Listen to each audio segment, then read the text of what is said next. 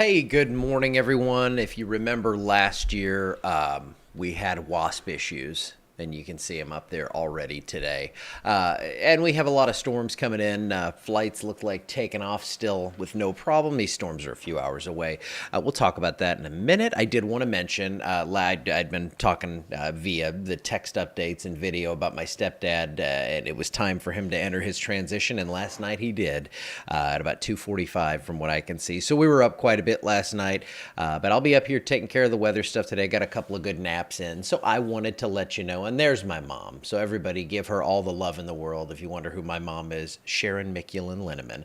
That's her right there. So I'm going to give her a quick love, and then we will dive into the weather forecast as we're already at 86 degrees here at 9 a.m. The 9 a.m. reading was 86, dew point 71, and it's humid out there once again. So lots of instability in place, and there are some moving parts to all this, but I'll show you the big picture on radar, and then what I'll do is zoom in on that.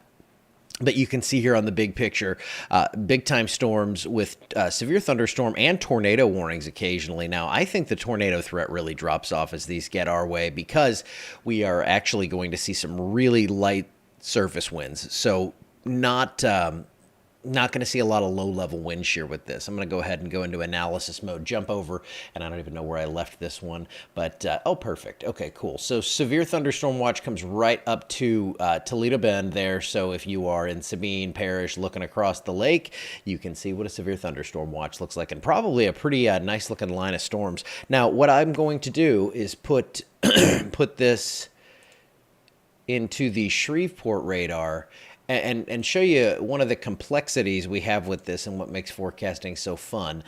So this outflow, you see this right here? That's an outflow boundary, and actually I think that's why they've issued that special weather statement for some strong gusty winds on this boundary.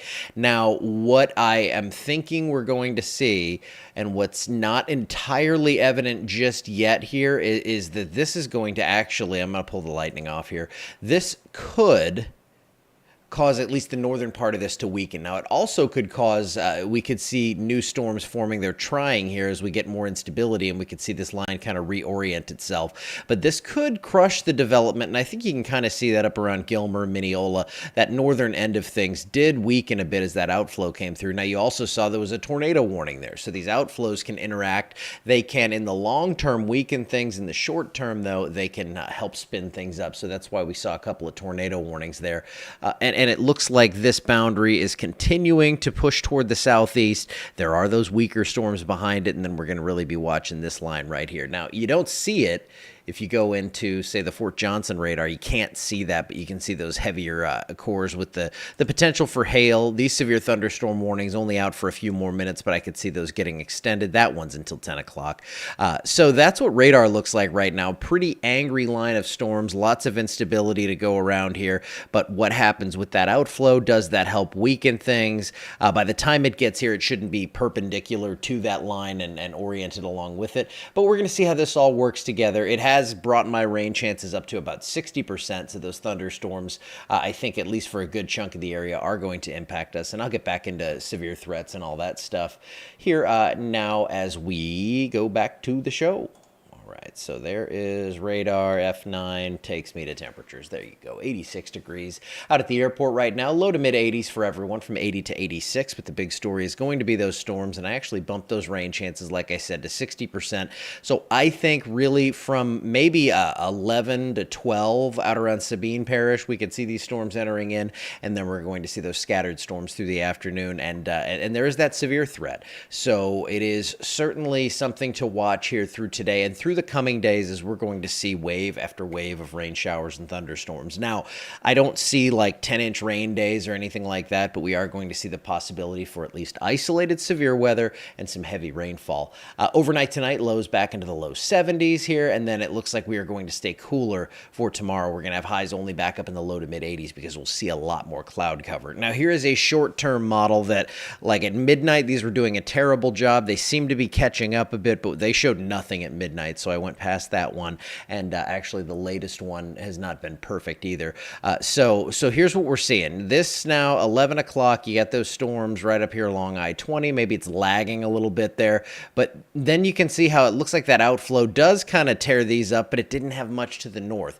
So this gives you an idea on timing a little bit. I kind of think they're going to be a little faster than this, but basically why I play this is to show you that it's going to be kind of a busy day. No, models are not doing a great job, but we'll be here to nowcast this and take you through on radar.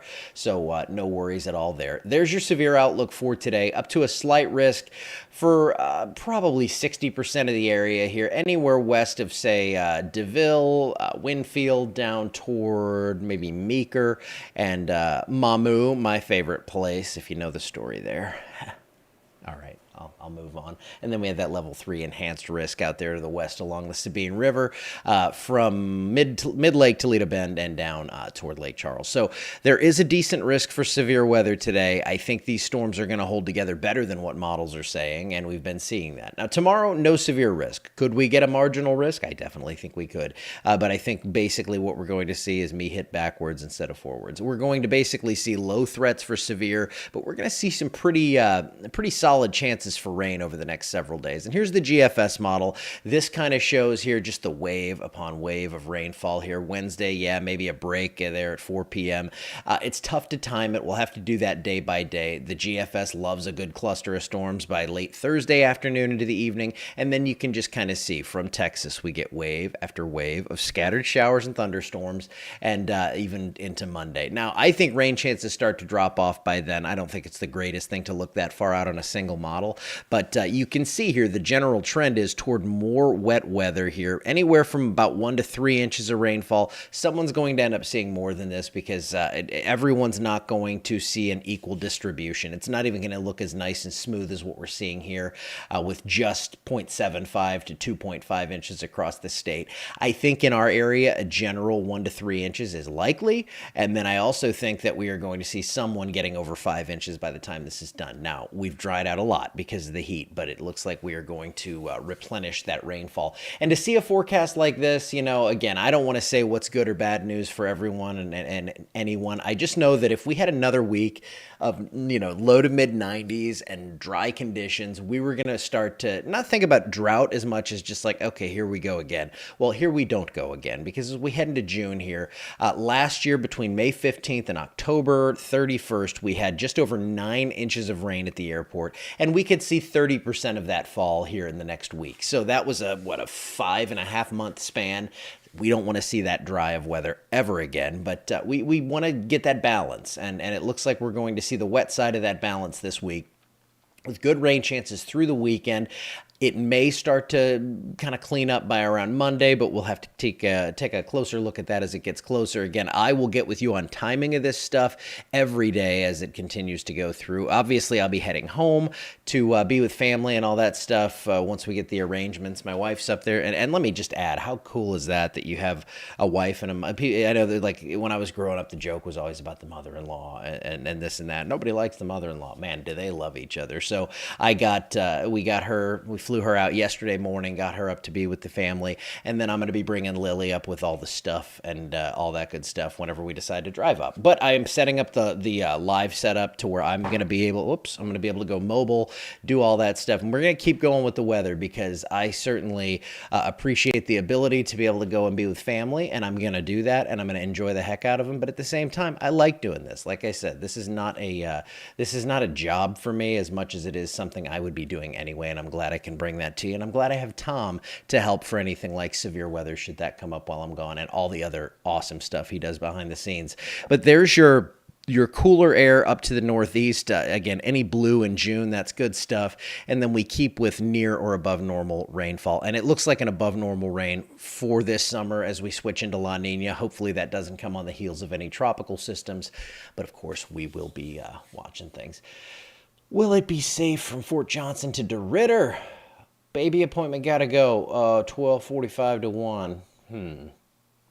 Well, you'll know before you leave. It's just take a look at radar. I don't think this is going to be a tornado outbreak kind of day or anything like that. I think what we're going to see is damaging wind being the main threat here. Of course, I know you don't want to be out there on the road in that kind of stuff, but yeah, that's kind of where you're going to have to take a look and see what. And see what that radar looks like. And that's where I wish I could just individually forecast for everyone at all times. That would get a little difficult. But yeah, you're just going to, I would say, look at the radar, see where we're at here. These should be arriving probably a little bit before that. I'm pulling up and doing, it's going to be close. Yeah, I'm getting too invested in this in my head. But send me a private message if you have questions before you leave. Hopefully I'll be awake. If there's severe weather, I will be. All right, let's take one more look at radar. I'm going to go ahead into analysis, show you that radar. This is what we are looking at. I'm on the wrong thing. There we go. Now we're good. So severe thunderstorm warnings down toward Nacogdoches up to I-20, including Longview. There is, and let me show you for those just joining here, this is the outflow boundary that is interacting with this. You can actually kind of see right there another outflow coming out through Henderson. There's that little bow right there. And this has shown tendencies for some stronger wind. Haven't seen severe gusts observed in the last hour, but at Tyler, they were like 3 miles an hour short. So there comes your outflow boundary. This could weaken that northern end of the line, could also bring more storms behind it. So yeah, it's going to be, I think, a busy next few hours or so. Hopefully, though, for that appointment in Leesville or in DeRidder from Fort Johnson, hopefully it'll be through there by then, as these tend to accelerate and move pretty quickly. So severe thunderstorm watch west of the border for right now. That could be expanded east. And I will, of course, have those updates coming out to you. Man, I've been talking for a while. Okay, I'm going to stop, but I'm thinking I'll probably be on later for some severe weather. You guys have a wonderful, whatever day it is, Tuesday? Yeah, Tuesday, and I will see you back here later this afternoon.